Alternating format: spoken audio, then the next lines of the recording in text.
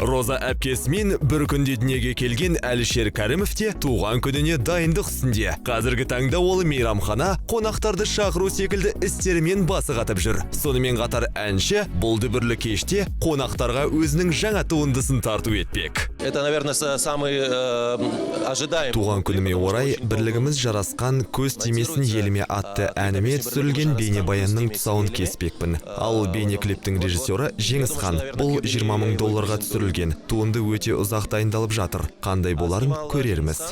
Әлішер, бұл әннің атыма. Мен сізді толық сөзін оқып жатырма деп ойлап қалсам. Жарайды. Сондай-ақ әнші ағынан жарылып, алдағы уақыттағы жоспарымен де бөлісті. Дальше в ноябре у меня будет...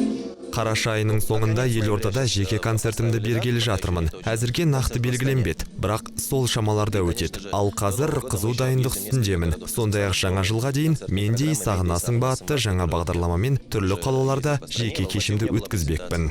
Вот как-то так.